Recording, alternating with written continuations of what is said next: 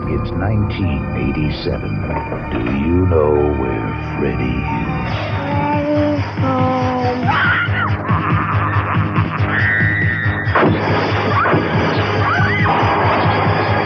There's no waking up from this nightmare. A Nightmare on Elm Street, Part 3, Dream Warriors. A Nightmare on Elm Street Part 3, Dream Warriors was made in 1987.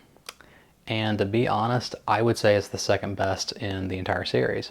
Now, the reason why I say it's the second best of the entire series, clearly the first one is the best. I think everyone kind of agrees with that. And bringing back the original Nancy and bringing back Wes Craven as well, obviously just does wonders for this movie. The second movie is just terrible. It's horrible. It should have never been made. Whenever the first movie came out, they were obviously wanting to capitalize on that and make a second one. And Wes Craven was, asking for money, and he was, all this kind of stuff. I mean, that's how anybody would react. Studio didn't want to pay him, and they were like, oh, we can just, go with someone else. So the same thing happened with the original Nancy. And that was a problem.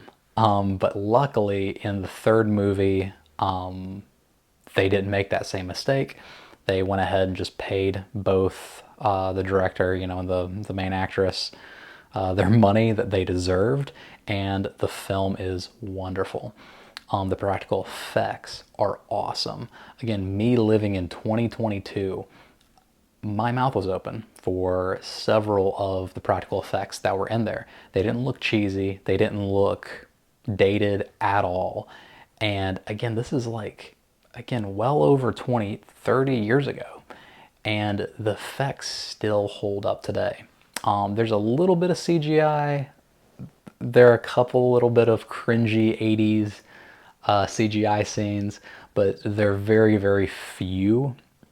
And that's by far the best part of this movie is that, the scenes, they put in, I'm shocked of how low the budget was for this movie. The budget was very, very low to basically make the practical effects and the special effects that are in the movie look as good as they do. It's shocking.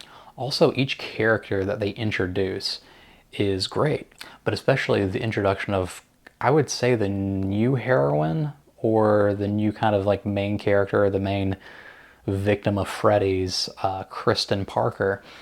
She is amazing.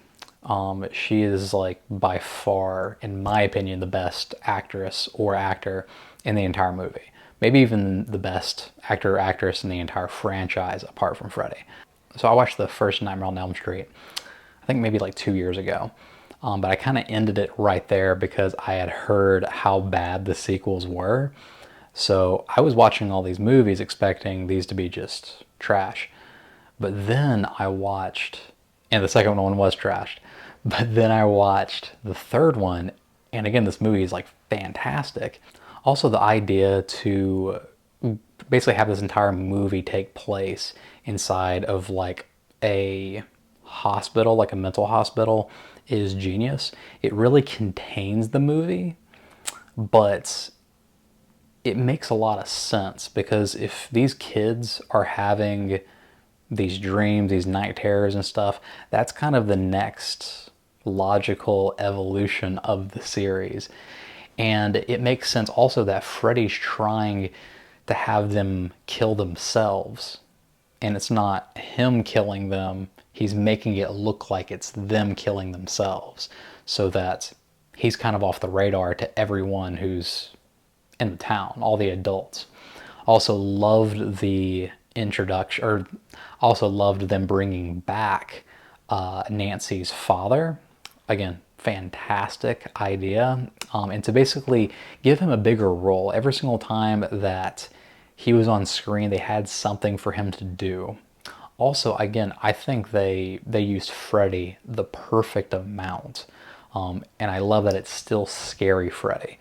In this movie, Freddy might even be more menacing than in the first movie. He transforms into all kinds of crazy creatures and just monsters and stuff.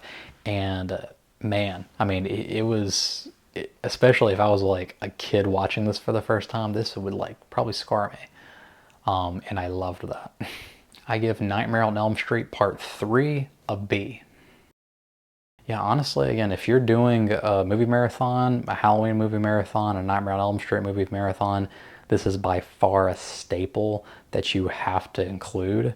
It's a great movie, and it's, in my opinion, the second best Nightmare on Elm Street that there is. So yeah, I would say absolutely, if you can, buy it, but absolutely watch it every single Halloween, because for me, it's a staple now.